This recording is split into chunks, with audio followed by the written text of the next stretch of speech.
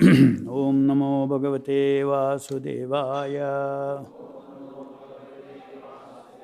Reading from Śrīmad-Bhāgavatam, chapter 18, titled Prithu Maharaj Milks the Earth Planet, text 1.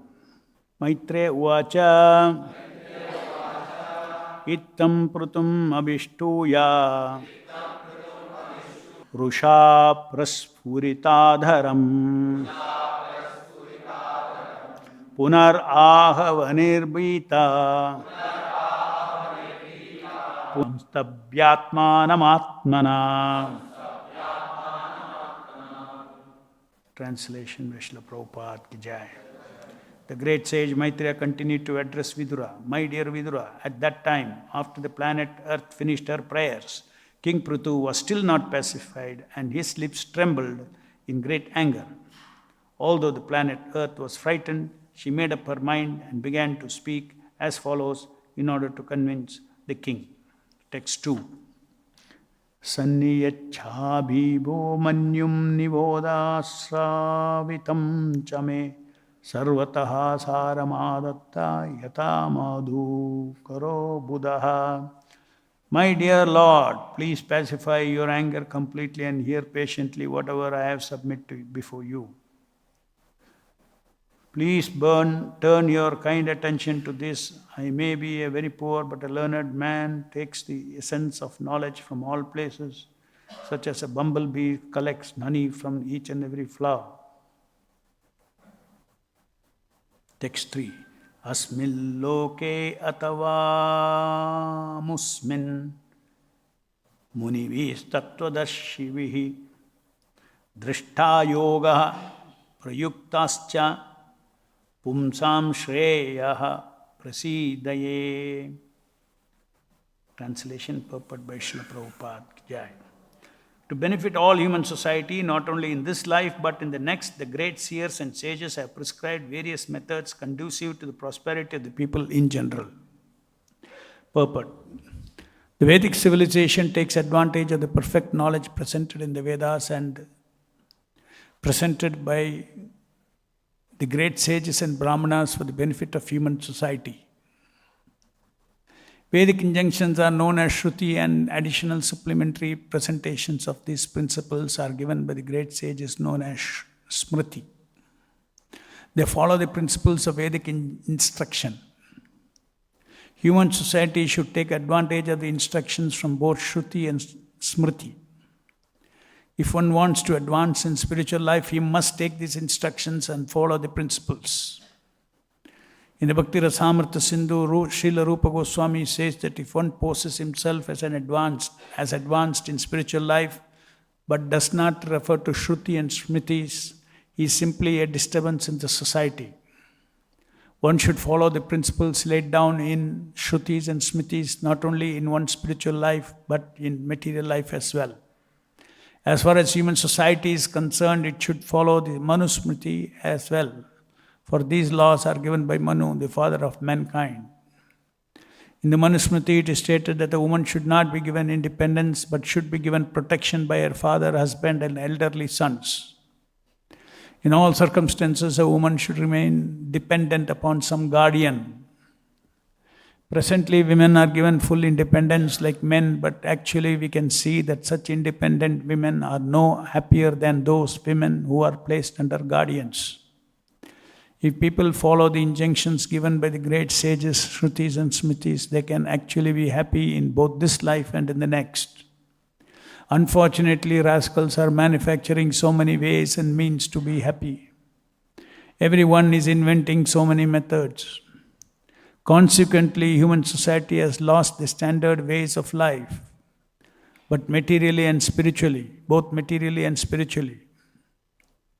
And as a result, people are bewildered and there is no peace or happiness in this world. Although they are trying to solve the problems of human society in United Nations, they are still baffled because they do not follow the liberated instructions of the Vedas. They are unhappy. Two significant words used in this verse are asmin and amusm. min. Asmin means in this life, and amusmin means in the next life. Unfortunately, in this age, even exalted professors and learned men believe that there is no next life and that everything is finished in this life. Since they are rascals and fools, what advice can they give? Still they are passing as learned scholars and professors. In these words, the word amusmin is very explicit. It is the duty of everyone to mold his life in such a way that he will have a profitable next life. Such as a boy is educated in order to become happy later. One should be educated in this life in order to attain an eternal and a prosperous life after death.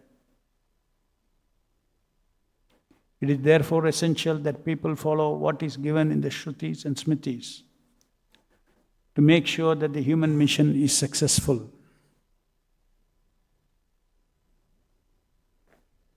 Thus ends the Bhaktivedanta purport. So here Mother Earth is begging Prithu Maharaj, please pacify your anger.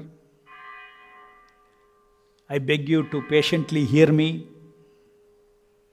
I want to submit some things. Turn your attention towards me, please. Just as bumblebees collect honey from each and every flower, even a learned man takes the essence of knowledge from all places. So therefore I want to speak something. Then she says, to benefit all human society, not only in this life but in the next, great seers and sages have prescribed various methods conducive to the prosperity of the people in general. So she is emphasizing the manner in which everyone should lead their lives.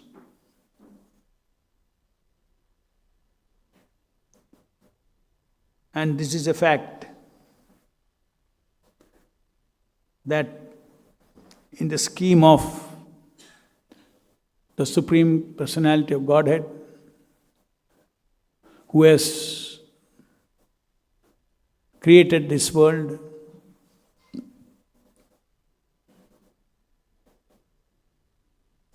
it is a very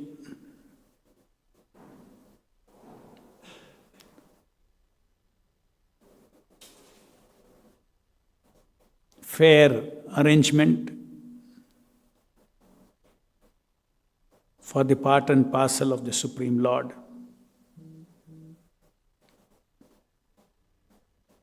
A very fair arrangement to be as happy and prosperous as possible, subject to everything dying with the flow of time. Even though we say dukhalayam ashashvatam, this material world, that statement is from the transcendental plane, especially referring to temporary nature of all good and bad things in this world. A lot of pleasurable things or good things in this world. There is happiness sometimes. There is distress sometimes. There is pleasure of success sometimes. There is happiness of love sometimes. There is pain of breaking of love.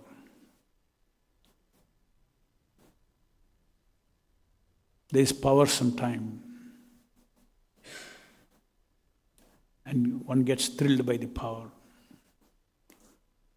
And then sometimes there is powerlessness, when the living entity struggles, including going to the level of poverty, of not having power to even sustain one's physical body.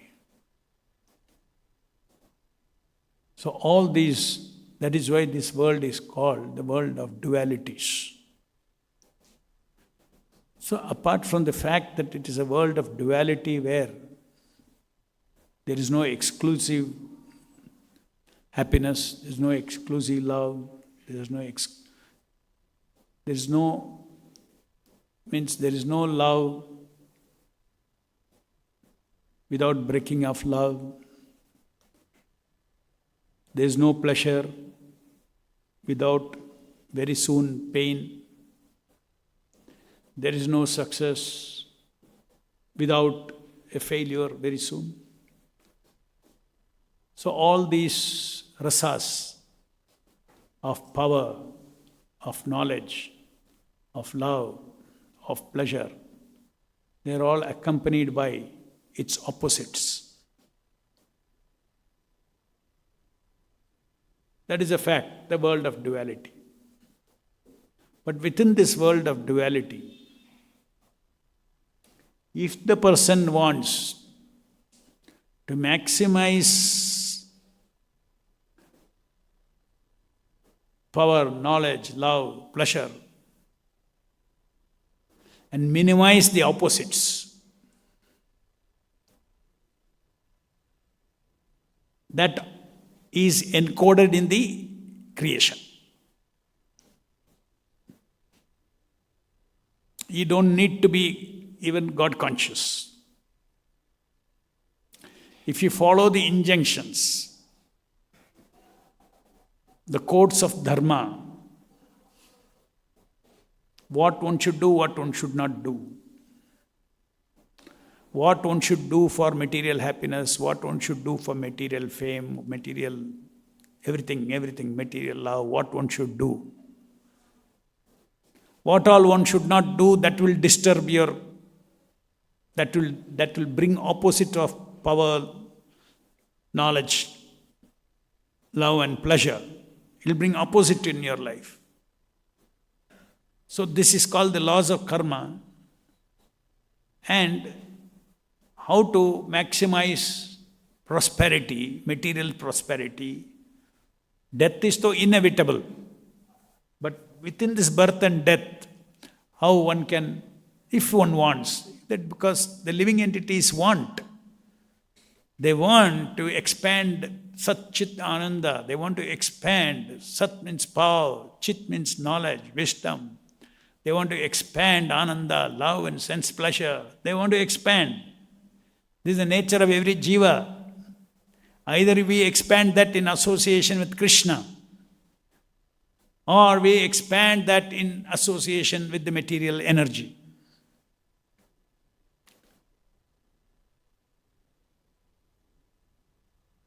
That is why the living entities are called the marginal energy of the Lord, where we are His part and parcel. Being His part and parcel, we are of His nature. He is all spiritual. We are also all spiritual. We are not this body, we are all spiritual. Means all spiritual substance. We are not made of material substance. We are made up of spiritual substance, consciousness. Krishna is made up of, his original substance is infinite Satchidananda. We are also made up of Satta Chitta and Ananda. So therefore our innermost instinct is to chase after Satchidananda. Seeking Satchidananda is natural for every living entity. But in the material world, the living entity is seeking Satchidananda in a very perverted way, unconstitutional way. If I live in my home, I can say it's a constitutional life. I run away from home and loaf around.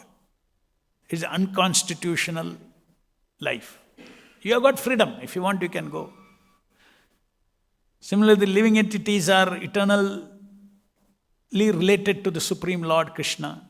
Krishna, the unlimited, the Supreme Personality. We have discussed several times what kind of person he is, Vishnu Tattva or Krishna Tattva.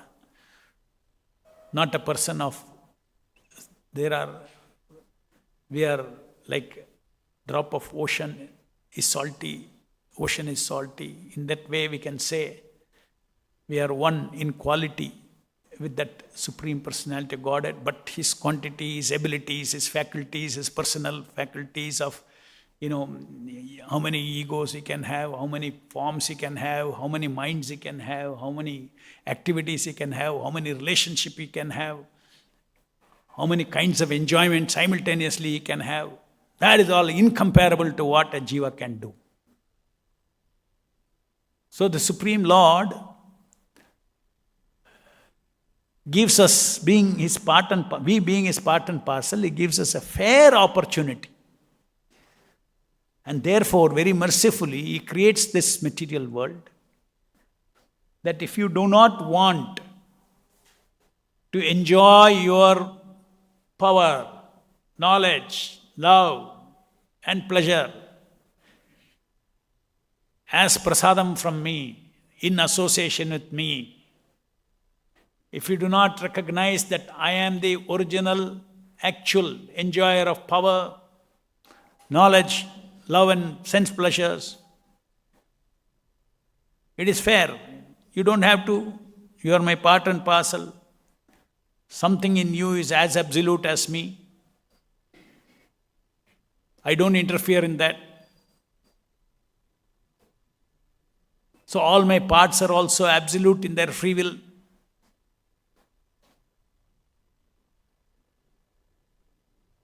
But entire energy is all energy, proprietary is me.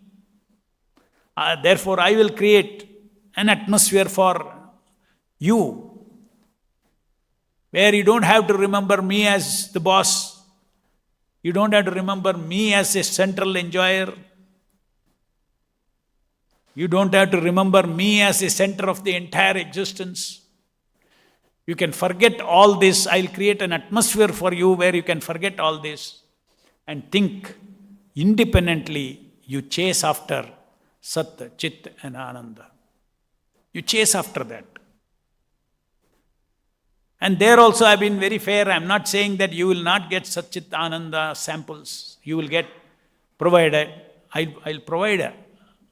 I'll provide the power rasa, love rasa, knowledge rasa, pleasure rasa, sense pleasure rasa. I'll provide all that in this creation, which will all be samples of what you can get in the spiritual world.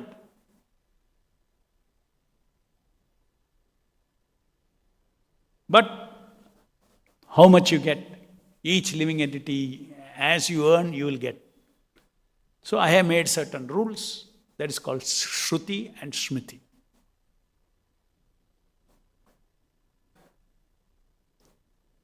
They are narratives, transcendental narratives given by the sages and the seers, who in turn have received it from the perfect source, the Creator Himself.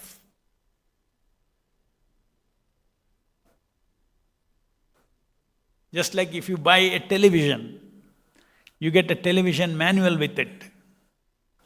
And that manual will say how best to utilize, take advantage of the television. So the Vedas are nothing but instructions, instruction manual of material life. The living entities have come here for exploitation. The living entities have come here for independently earning Satchitananda. Okay, here is a television, here is a manual, how you can maximize the objective of, expanding your independent sense of love, independent sense of pleasure, independent sense of existence, independent sense of being knowledgeable.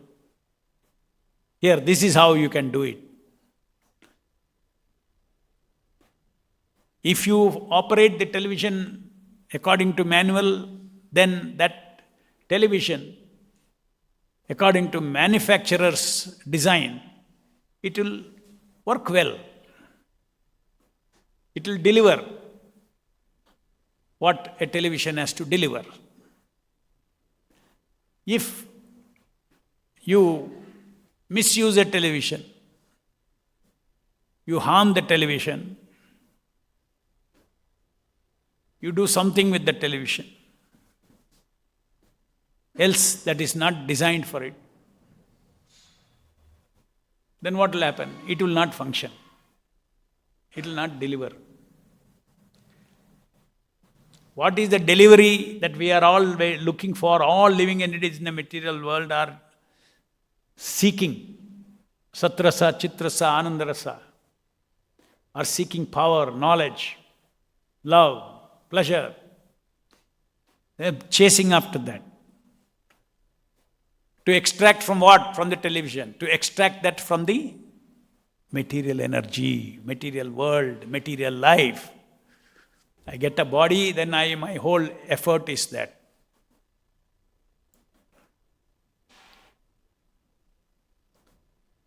So that independent Satchit Ananda, which is really Asat Achit Nirananda, it's a duplicate rasas.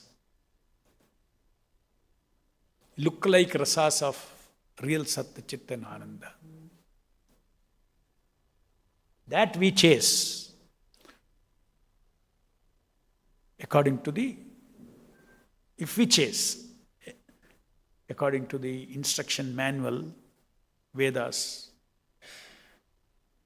which consists of Śruti and Smṛti.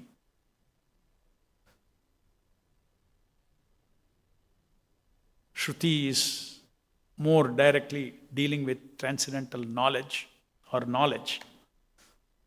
Knowledge and transcendental knowledge. Material knowledge and transcendental knowledge. The Vedas contain material knowledge also. Just like Ayurveda. It's a Veda. It's meant to how to cure your body, right? So Vedas, suddenly it doesn't mean it is transcendental.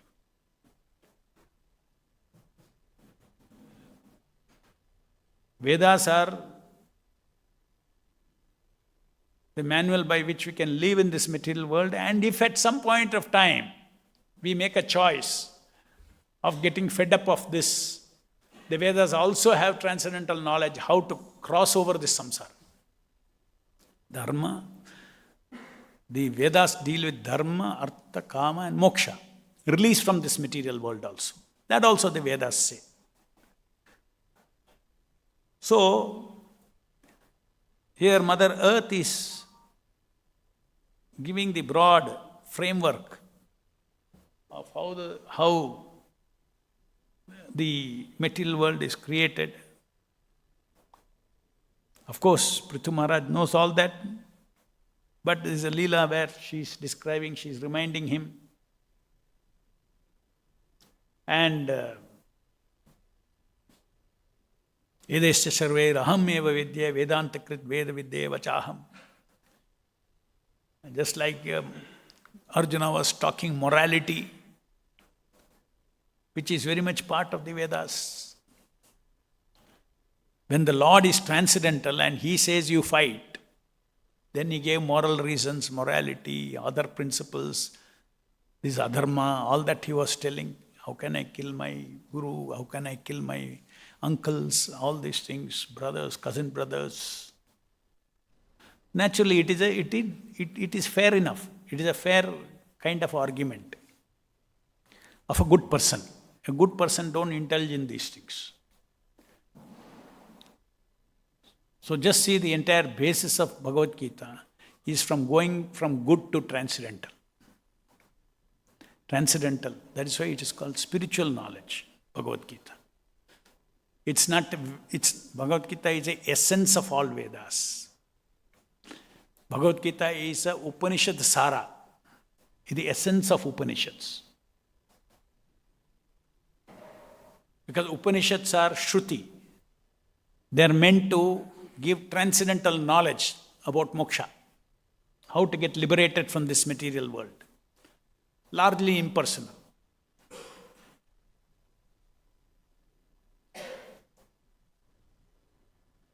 So by Bhagavad-gītā is very special. It's is above the Vedas. Vedesya sarvera aham eva vedya. Krishna is above the Vedas. And Krishna is the speaker of Bhagavad-gītā. So we have to understand that Bhagavad-gītā is not a religious text in the normal sense. In the normal sense, dharma means what worldly, the worldly knowledge of dharma, artha, kama. No. It is transcendental. That is why it requires a pure devotee, a person, a liberated person to understand and teach Bhagavad-gītā.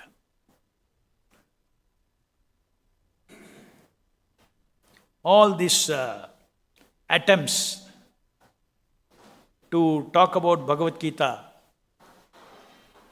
to teach principles of management, to teach this, that, to teach,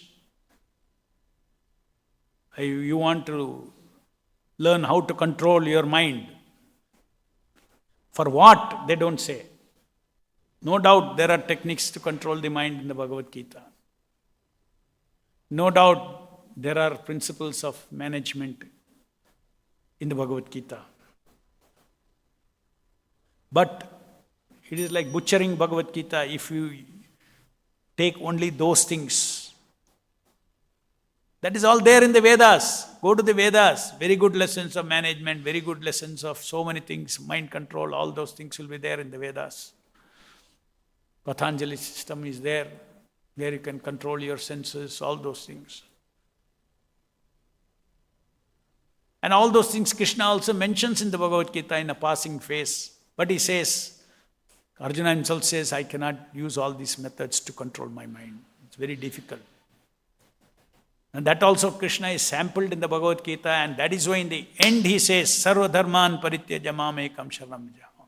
All the dharmas that I have told also you give up. Because I have given encoded dharma in the material world, what to do, what not to do. But I have decided they are all killed, these people in the battlefield. I have a larger picture in my mind for the good of the earth. That is called, I come as an incarnation. Paritranaya sadhunam vinashaya cha dushkritam. For dharma samstapana, I come. That you cannot get from the Vedas. I am there. You follow what I say. So, we as Vaishnavas, we should understand the role of Śruti, Smṛti, and then texts like Bhagavad-gītā, Bhāgavatam.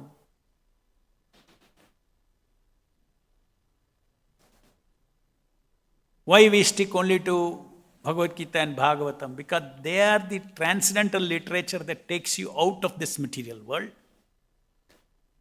There are so many Puranas, there are so many Upanishads, there are so many, different kinds of other Samhitas, all these things. They are all not necessarily, they are all codes of living here. Best codes of making best out of the bad bargain in this temporary world. But Bhagavad-gītā and Bhāgavatam is not like that. It's a transcendental literature. A transcendental literature means it takes the living entity out of this temporary chasing of Satchidananda to his constitutional position of enjoying his eternal existence, knowledge and bliss. That's why it's called liberation. Liberated from Asat, Achit and Nirananda and blessed with pure Satchit Ananda.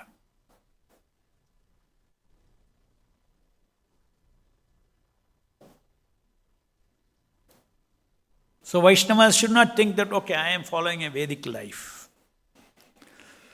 But then I do not know why in ISKCON we don't read that Purana, this Purana, all that Puranas. Why we don't follow those Puranas? Those Puranas say worship demigod, this thing, do this, do that for your material prosperity. Yes, this is precisely why we don't do it, because we don't want material prosperity like that. We want Krishna consciousness. Our goal is very clear. So those books, those texts do not give us all those things. The entire Vedas are dealing with only two things: do's and don'ts. Pravritti marg and nivritti marg. Pravritti marg is a Vedic way of earning your desires. Nivritti marg is one level better. He has understood this is not Shashvat. So let me cut off nittle by nittle this chase of life. So his lifestyle slowly becomes, the practice of nivritti marg, practice of detachment. Let me not greedily chase after these things. So instructions for nivritti marg is also given, including taking sannyas, all those things, all the 4 ashramas, brahmachari, grahastha, vanaprastha, sannyasi. As you move in these different ashramas,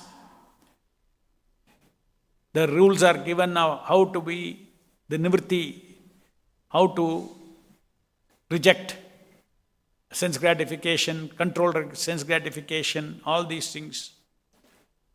Now Krishna consciousness is above pravritti and nivritti marg. One should not misunderstand that Krishna consciousness is about nivritti marg.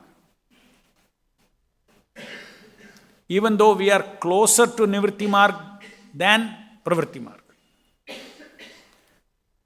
We also have sannyasis, we also varnashrama, all these things. But the path of Krishna consciousness is not about rejecting, it is not about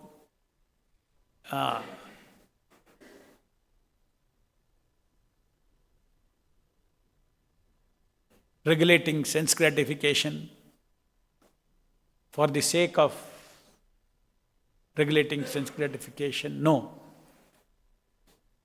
The path of Krishna consciousness is very clear. It is the path of devotional service, direct engagement in the service of the Lord. It's a transcendental path of yukta vairagya. Pravritti marg, nivritti marg.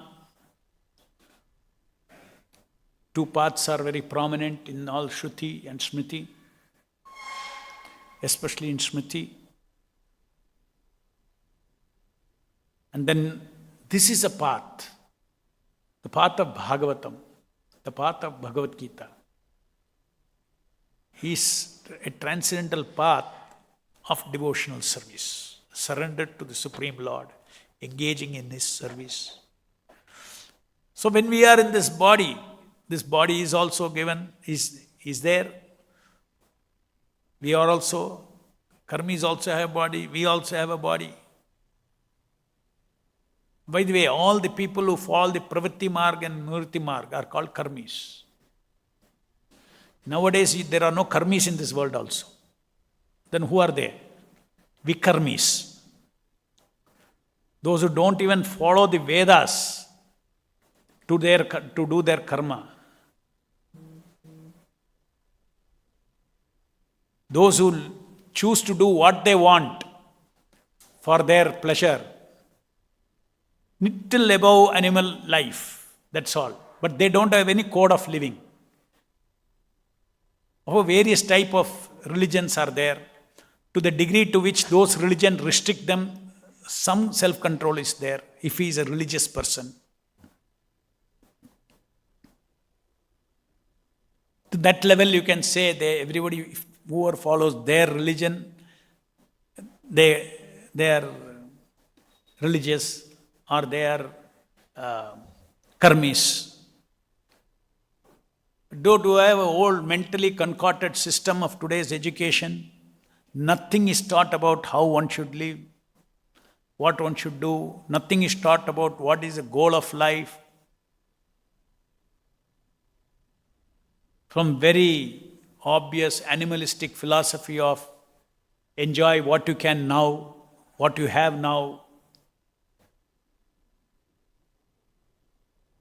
From that philosophy to a little more sattvic philosophy, not long, I don't want short term, I want long term enjoyment in the material world. Little more sattvic. But the whole chase is that without reference to Shastra. That is what is happening in this material world now in Kali Yuga.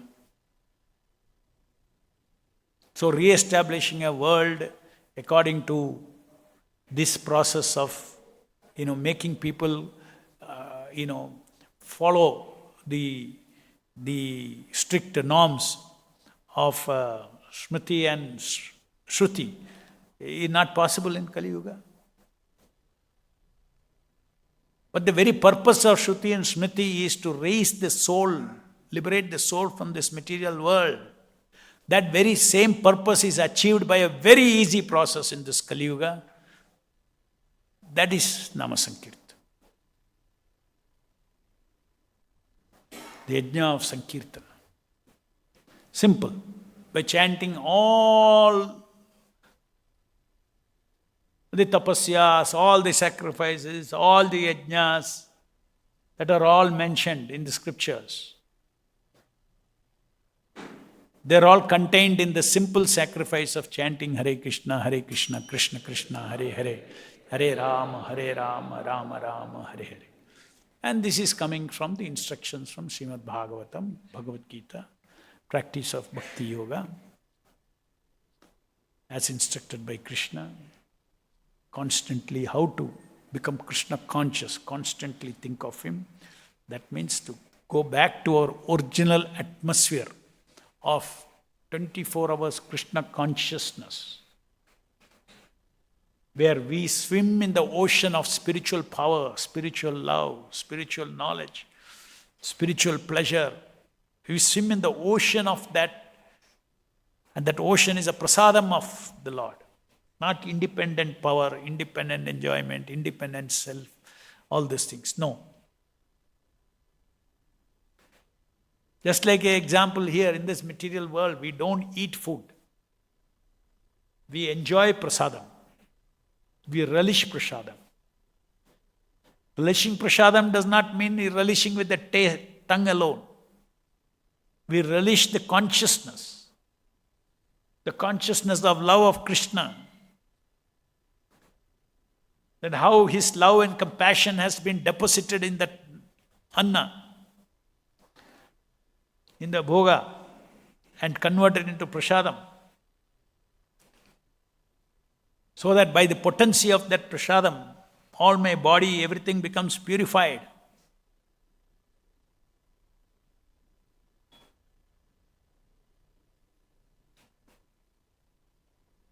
So in this way, one has to understand in the right perspective what is the role of the Vedas and how we stick to Bhagavatam, Bhagavad-gītā, transcendental words from seers and sages to become free from this material world.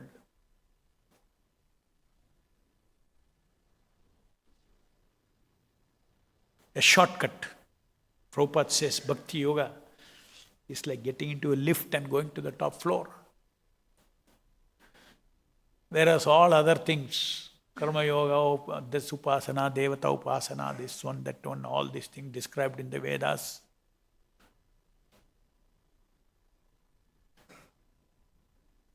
that's why Krishna says, Arjuna, don't get carried away by the flowery words of the Vedas, very sweet words of the Vedas.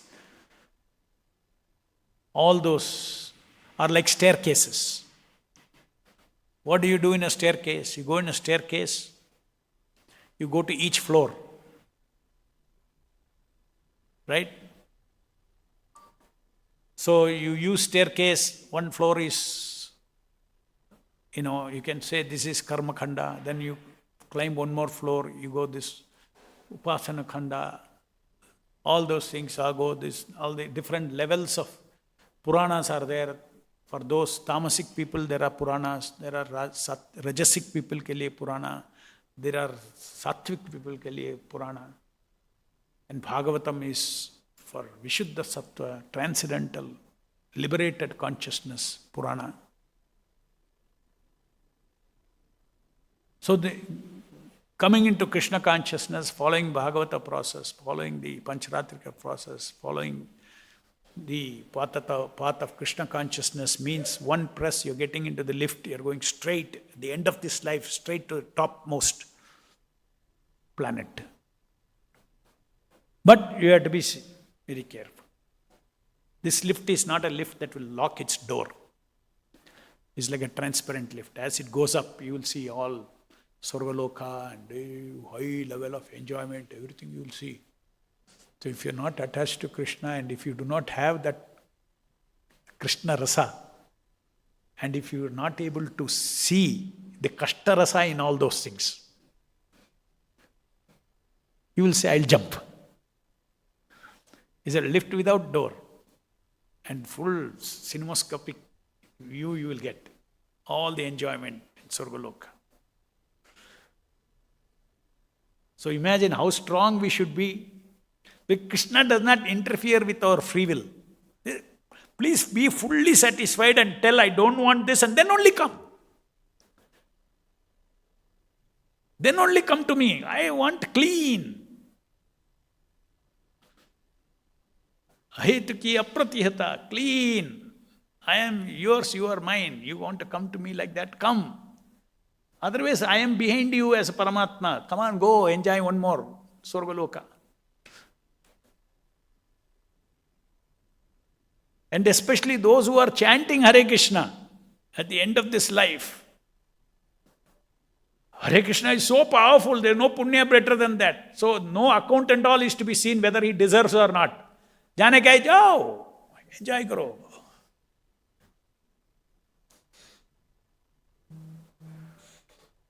I tell devotees, even people who chant few days and then they give up chanting, they'll become all demigods. At least they'll be born in the spiritual, in the heavenly planets. Those are full-time devotees who join the service for Prabhupada and all because of some material desire, they go out and then those to 100% they'll become demigods. In this heavenly planet, there are demigods and there are residents. So they'll become demigods.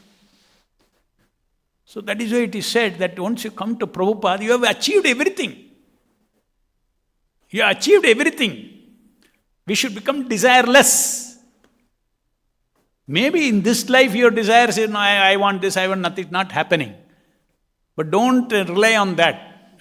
Time of death, everything, whatever you desire, you will reach. Whatever you have attachment for, you will reach. That will be gifted. Is that what we want? Therefore, we have to be very, we have to value what we have got. We have got an opportunity of pure loving service to go back to Godhead for an eternal life of love, my eternal love, full satisfying life. But you go to any heavenly planet, everything is just like little prolonged, that's all. Prolonged sukha. Abbrahma bhuvana loka punaravartano Arjuna. Up and down you keep going. Of course, the Lord is in your heart, and because Lord is in our heart, He never forgets the japa that you have done, the sankirtana that you have done, the seva that you have done for the Vaishnavas, for the deities, for Prabhupada. That will never leave your soul. That account will always be there. But you jumped out of the lift and you are going horizontally. After some time you get fed up, you come back to the lift. So waste of time is there. you come back to the lift. And not only that, when you come back to the staircase, so you may also go down. Let's go up Brahma Bhuvana Loka, Punaravartana Arjuna. You're climbing staircase, climbing down, up and down, up and down. So never get bewildered by immediate, this is so nice. There's nothing in this world that is exciting. This is a conclusion of a Vaishnava. Because this is all Maya. I don't want to get excited by anything that looks good, that glitters, that looks so pleasurable. Yeah, that is a work of Maya. Can you say Krishna is most pleasurable? Against that. Can you say at all points of time, I want Krishna? This is what we have to tune our consciousness to always be Krishna conscious. Any questions?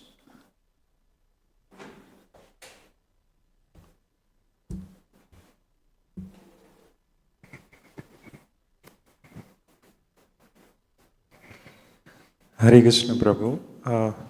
As you were mentioning that in this material world, it is encoded that anybody who follows some principles, it may not be the scriptures, but he can also be happy.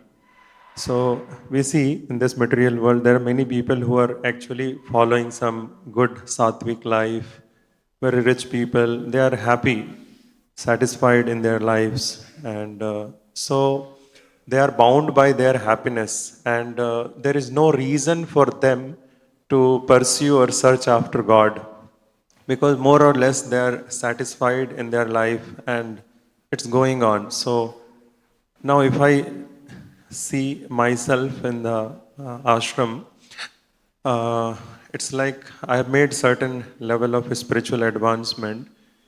Everything is nice, happy. So I feel that there is no much spiritual, that impetus to advance spiritually, to progress, because I don't have that taste for what is the real spiritual life or this. Like when Narad Muni, he got the taste. He saw the Lord in his heart and this. So he got certain taste. So he pursued after that. Lord also said that I gave this taste to you so that you can search more after it. But at my level, I feel that, okay, everything is nice, sadhana, ashram, this. But what is the impetus to make further more spiritual progress? Because I know that there is so much more to left. The satisfaction that you are talking about is a comparative satisfaction, relative satisfaction. I am better than somebody else, I am etc., etc. This is not absolute satisfaction. So this temporary satisfaction, whether that of the karmis or even that of the devotees, in terms of their having a peaceful life, everything is provided for, and then all those things, sattvic life. This is not absolute ananda. In other words, that satisfaction is an illusory satisfaction. Any satisfaction should satisfy permanently the soul. Those satisfaction that you listed now, use your little intelligence. You will immediately see that that satisfaction can get spoiled very soon. Yes or no? Huh? Simple thinking is enough. This satisfaction, whether that of the karmis or that of the devotees, will not last. Whether it is of power, knowledge, sense gratification, or good health, or this, nothing lasts. Right? So this satisfaction is fake satisfaction. I can understand your logic if you say that there is a way in which you can eternally be satisfied here. So I don't have any impetus to go forward.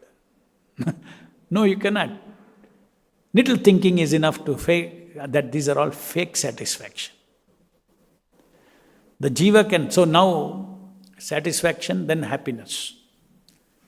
Satisfaction, peace, happiness. Or peace first, satisfaction next, then happiness next. The jiva seeks like this, peace. So, what we are, now the thing is, you gave the example of Narada Rishi, got the taste of it. Similarly, we are told that this is full of taste. At least get information of the taste first.